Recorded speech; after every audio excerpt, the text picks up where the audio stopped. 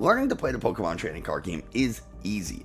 Knowing where to start getting cards for your collection, that's something totally different. Hey, Nick from 9Card TCG, and today I'm going to talk about something that doesn't get the attention I think it deserves, and that is where to start buying your cards for your collection, or what products should you be buying. If you just Google Pokemon trading card game, you're going to get a ton of different options for cards and products, and I just want to show you what I think is the best value for your money if you are trying to play the Pokemon trading card game. Now, this does take into consideration that this is from a player's perspective, not a collector's perspective. So if you're just looking to get cards, this probably doesn't apply. But if you want to play, you want to have like competitive decks, or you just want to be able to go to your locals and play and have fun, this is probably the best way to do it. So I made a tier list, and we're going to go take a look at that tier list and talk about what gives you the best value for your money.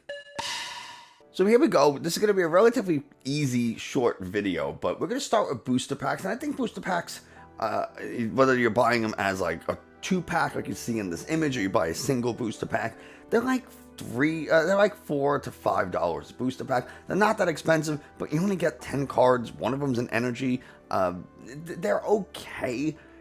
The odds of you finding something in that pack that's playable, that you need for a deck, or that's, whatever, it is pretty low. And also, cards that for decks, right? The types of cards you need, or what cards you're looking for a deck, they come from a lot of different sets. So if you need Boss's Orders, you have to go back to like, I think Scarlet and Violet base set has Boss's Orders.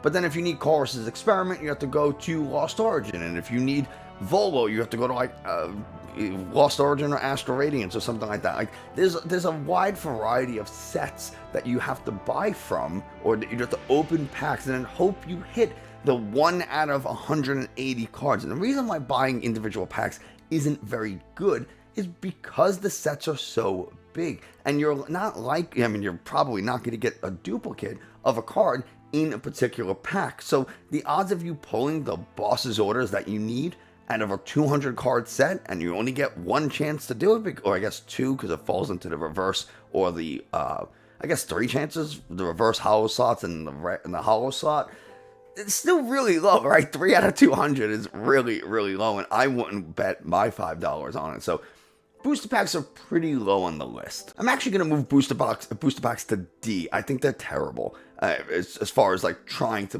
get cards for a collection. Moving on to booster boxes, while we're talking about individual packs, if you're going to buy an entire booster box, you're more likely to hit playable cards from that set. But again, cards tend to be coming from a lot of different sets, so an individual booster box isn't going to get you just the cards that you need to build a deck. So you have to buy a lot of different sets, a lot of different booster boxes. That gets expensive really quickly. Depending on the set, a booster box can be anywhere between like $100 and $150, and some sets like Evolving Skies are even higher. So buying a booster box, yes, it's more value than an individual pack, because if you were to buy 36 packs at $5.56 a pack after like tax or whatever, you're going to wind up spending more money than you would if you just bought an entire booster box. So you'll get more value out of a booster box for the same number of packs than if you bought individual packs, but you're still not going to be able to build a very high competitive deck, or a competitive deck at all, because the odds of you pulling, even within a set, the latest set that just came out is Paldea Evolved, you want to build a Meowscarada EX deck, the odds of you pulling 2, 3, 4 Meowscarada EXs out of a single booster box are really, really low. So even within a booster box, you still probably won't get the things you need. And then you don't get the rare candies, and you don't get the Boss's Orders, and you don't get a lot of other important things that every deck needs. Next are Elite Trainer boxes, and I think Elite Trainer boxes are pretty bad. They're 8 to 10 packs, depending on the ETB or Elite Trainer box that you're buying, and that's it. Now, it does come with some sleeves, and it comes with dice, and it comes with status condition markers and things that you would want to play the game. So I don't think it's a terrible product, and you get some packs as well. I will say the sleeves that come in Elite Trainer boxes are absolute garbage. But on the other hand, then you have a nice little box to start storing some cards. So Elite Trainer boxes are okay. They are a little expensive. I think they're like $55, $60 for an Elite Trainer box, something like that. So for 8 packs or 10 packs for $60, and again, the same issue with booster boxes and booster packs. You're opening individual packs, so you're probably not getting the things that you want or need, and you have to buy. You're definitely not going to get all the things you need because you're looking from an individual set, not from a variety of sets that you would want to pull from. Next are build and battle kits, and a build and battle kit has 4 booster packs, and then it has a 40 card deck already built. Now, the deck that you get in these build and battle kits are not great.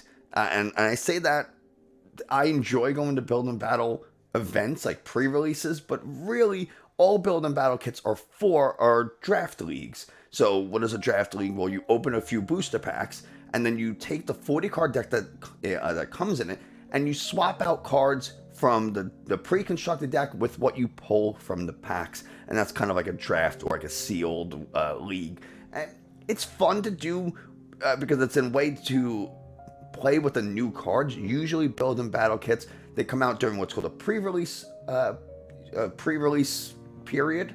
And so if a set is coming out 1 to 2 weeks before the new set comes out, stores will start to hold pre-release events where you can go and buy these kits that come with the pre-constructed deck in a few packs. You go play a few games, and then you get packs as a reward for playing the games after. So it's a way to get the new cards early, and it's just to build up hype for the set and let you start opening some of the cards early. That's really what it's for. But you do get some decent supporter cards or decent trainer cards in the pre-constructed deck, though you don't get many of them. But they're usually pretty cheap. You can find them. You can find some of them online for like $18-20. And then if you go to a pre-release event itself, you're gonna go spend $30, and you're gonna get like 6 or 7 packs out of it, plus the pre-constructed deck. So it's not terrible. I would really only buy it if you're gonna play in the event. If you're not playing in a pre-release event, I would probably put this down in D tier because the cards that come in the pre-constructed deck aren't very good. But there's a little bit of value in it. It's a really great way to find a local store where people play and go get a little bit more comfortable playing the TCG in person and learning like the rules and the interactions and how like a tournament would go, because these are very, very casual, low stakes tournaments where they just pair you up with 3 random people and you just to have fun. So definitely highly recommend going to a pre-release. And there's going to be pre-releases for the next set, Obsidian Flames, starting very, very soon. So I would look into that. Next are the build and battle stadiums, and I'm not a big fan of these. It comes with a bunch of packs, and it's 2 build and battle kits, and that's basically what it is. So the only reason I would really get this, I'm actually going to put this down in D. The only reason I would ever get this is because I wanted to do a draft league with like a friend, or we each get a build and battle kit and some packs, and we see who can. But honestly, I'd rather just go to a pre-release event and just do it like that. But if you wanted to do one at home, maybe you couldn't leave the house, maybe there's not a store that does it, maybe you're too nervous to go to a store and play against strangers, whatever the reason is, maybe you just want to play with one of your friends and you don't want to go to a store, it's totally fine. These kind of things exist and you can get them, but if you're trying to build a competitive deck, they're really not worth the money. The Trainer's Toolkit. These are really, really good products. I'm actually going to put this up in A. I didn't mean to put that in B. Trainer's Toolkits are great. They come with a few packs. They come with dice and status condition markers and all the stuff you need to all the little accessories to play the game. I'm pretty sure they come with sleeves as well. But what they also come with is a bunch of really popular and important what we call staple cards. Staples or staple cards are cards that exist in virtually every single deck. Or if you're not playing a deck that runs it, you should still have it in your collection. So you get a whole list of really important cards: Ultra Ball, Nest Ball, Boss's Orders, Professor's Research, all really, really useful cards. if you have no collection whatsoever, you've never bought a Pokemon TCG product in your life, I think the Trainer's Toolkit is a pretty good place to start. There are multiple versions of the Trainer's Toolkit. I think there's like 3 or 4 at this point. I think maybe 3. There's like no 4. There's a red, a blue, a purple, and then this one that you see on screen with a picture of Arceus on it. You can look up the contents of each individual Trainer's Toolkit and see which one is best suited for you. Maybe you have some cards, but you don't have a lot. So I would definitely look up. You don't need the red. The red do not get, but like the blue, purple, and this Arceus one, look up the contents and see. Compare them to a deck that you might want to play or some really popular decks that are out right now and see which one has the most number of cards that are in a particular deck. And that's the one I would buy. That's how I would go about that. Next are League Battle decks. And I think League Battle decks are a little bit better than Trainer's Toolkits because it's an actual deck. Now, there are 2 types of League Battle decks. If I'll put an image up on screen of one, and you can see it'll say Play Level 2, and there's another one that says Play Level 3. The difference between Level 2 and Level 3 is the quality of the build. A Level 2 League Battle deck isn't as good as a level 3. Level 3 is better. And you can take a level 3 and basically just start playing with it right away. You can't do that with a level 2. You're definitely going to need to make some upgrades to a level 2 League Battle deck. But at the very least, you can open that up and just put them in sleeves and start playing and get a real feel for how a deck that has synergy and cards that work together. It has a game plan, a strategy. These are all really important things. They have the important components of a Pokemon trading card game deck. They have draw support. They have energy acceleration. They have good attacks. They have, like I said, a central theme that it works around, and all the League Battle decks will have that. So this is a great product to get started. They're like $20 or $30. These are especially great if you have a couple of friends who you all want to try the Pokemon trading card game, but you don't want to commit to a meta deck, like a top tier competitive deck. You just each go and buy a League Battle deck, and I would try to buy ones that are within the same play level. So if you're all buying level 2s, perfect, because they're relatively balanced around each other. This is a great way to get started, get a feel for how combos work, and you can start to practice things like your sequencing, meaning the order in which you play cards, which is very, very important. And they also come with a lot of really useful staple cards that are in these common meta decks. One product that I didn't put on here are like theme decks, or what are they called now? They're called like battle decks. I gotta look it up. Yeah, so I put an image up on something called like a battle deck, and these are the new theme decks, or the new V battle decks. Now it's EX battle decks. These are not very good. I'd probably throw these in like C or D. They're not very competitive. These are meant for kids, just to have some cards to play with. It's a functional deck. It'll work, but there's no real strategy or central plan for the deck. It's just a bunch of cards that share similar typing. So I don't really recommend it as someone, like, if you're looking to start playing the game in any competitive sense. This is really just for kids, I would say. Now we have one option left, and we have S tier as blank. Now, if you could figure out where we're going with this, these are single cards, individual cards. That's the best way to buy or to build a competitive deck, is to buy singles. You go online, you go to a website. I'm showing the website online right now. It's called play.limitless, or you can go to limitlesstcg.com, and I'll have the links to all this in the video description. But you go to these sites, you look up a deck, and then you say, oh, this is a deck I'm interested in. I really like Pikachu. I really like Duraludon. I really like whatever Pokemon, Chien-Pao, or Meowscarada. It doesn't matter what deck you pick.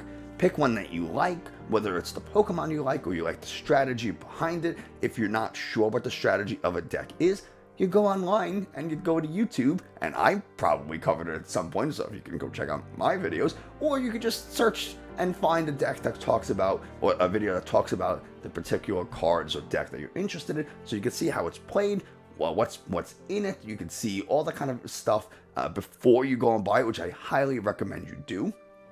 And even before you go and buy the cards, as much as I don't like Pokemon Trading Card Game Live, there is a free-to-play online Pokemon Trading Card Game Simulator, and you can get all the cards that you need for a deck for free online. So you go. I hate the it's not. We're not going to talk about why I don't like it. I don't like it for a lot of reasons, but for the purposes of just trying a deck before you go and spend real money on it, it's pretty useful. So then you'll go, you try out the deck, you've watched a couple of videos on it, and then when you feel comfortable with it, you go and you buy the cards. And I'll have a website to something like TCG Player if you're here in the States, which is where I buy a lot of my cards. I do buy cards from eBay quite a bit as well, but if you're not familiar with buying cards online, I would stick to TCG Player before you go to something like eBay. The thing about buying single cards is it's obviously a pretty slow way of building like a large collection, but a lot of the cards you buy for a particular deck can just be moved over to a different deck. A lot of decks are using Ultra Ball, Nest Ball, Boss's Orders, Professor's Research, Judge, Iono. Those are all really, really common cards. So if you buying 4 of each of them isn't a bad thing, even though it's not going to build your collection. You're going to end up like 20 or 24 cards or something like that, 28 cards, whatever. It's not a ton, but it's a very important starting point to building all these different competitive decks. And then as you get more familiar, you could buy additional copies of these cards to put into a second or third deck. And then eventually you're like me and you have like 7 or 8 decks built all at once because you have a problem. It's just the way, it's the way that it goes. So there you have it. These are the products that I would buy, and even where I would buy them from. There are a ton of reputable sites, the Coliseum and Game Nerds. Where else have I bought from? There's a few websites that you can buy from, but I would highly recommend joining a Discord. I have a Discord, by the way, link in the description if you want to talk to people about decks, where to buy cards. Have you ever bought from here before? There is something called rotation, which is something you should know about. Rotation is essentially some cards that have been out for a little while they become illegal for standard play. And then it forces you to use the new cards, which I don't actually think is a problem. I think it's a good thing, even though it sounds like I have these cards and now I'm not allowed to use them. Like, that stinks. I used my money and I spent my money on these cards and now I can't use them. Yes, partially true. Cards get reprinted, so they come back either immediately or after some time. It's often that cards will come back. So just because a card rotates doesn't mean you should get rid of it. I have a whole deck box filled of really playable cards that have now since rotated, but in case they come back in the future, I have them, which is great. But you will have the TCG is a hobby that you will have to keep up with, and that's something that I think is worth mentioning in a video like this. If you are interested in playing the TCG, it is something that you will have to continue to purchase cards for if you want to play at a competitive level. If you just want to buy a deck so you and your friends can play each other, totally fine. You use whatever cards make you happy, whatever rules you and your friends or your family, whoever, agree on. Those are the things that you get to use and play with, and I think that's great, honestly. And then you could buy cards when is best for you and when appropriate. Don't overspend on cards. And I say this to someone who has. I mean it 100%. I have absolutely bought cards that I regret buying. I've purchased cards for decks that seemed good online, and then the person making the video only shows the couple of wins. They don't show the 50 losses. They show the 3 wins. That's a thing. So use something like Limitless if you're trying to play a little more competitively. Use something like Limitless to see how often people are playing decks. The more people that are playing it, the more likely it's pretty good, because people tend to play decks that are good. Just do a little bit of legwork before purchasing the cards if you're trying to maximize the value of the cards. Right? If money's not an issue for you, then yeah, buy whatever you want. I'm not here to tell you what to do with your money, but if you are trying to be a little bit more on the sensible side because you're just getting into the hobby, maybe you don't have a ton of side money for Pokemon cards, and you have to be a little bit choosy with what you buy, do the appropriate legwork. I don't want to say do your own research because I hate saying that, but it is a little important. And I'm here as a resource. If you have questions or anything, you can always reach out to me. Like I said, I have a Discord, I have a Twitter, all that kind of stuff. You can leave a comment on the YouTube video, and I'm happy to help however I can. But that is going to wrap up this tier list on the best products to buy for beginners if you are trying to play the Pokemon trading card game. So let me know what you think. Let me know what have you bought, what did you like, what did you didn't like, and yeah, that's gonna do it for today. Thanks so much for watching. Hope you enjoyed. Found it informative. If you did, like, subscribe, comment, all that kind of stuff tells YouTube this is a good channel and other people should watch it. Thanks so much, and I'll see you next time. I want to give a special shout out to the YouTube members Black Wins, Mike the Highest, Fernando Ortiz, Chin Pokemon, and Eric N. Thank you all so much for your support. It really means a lot to me. And if you want to become a channel member, you can go ahead and click the channel member button somewhere at the bottom of the page. I'm not really sure. I haven't done it myself.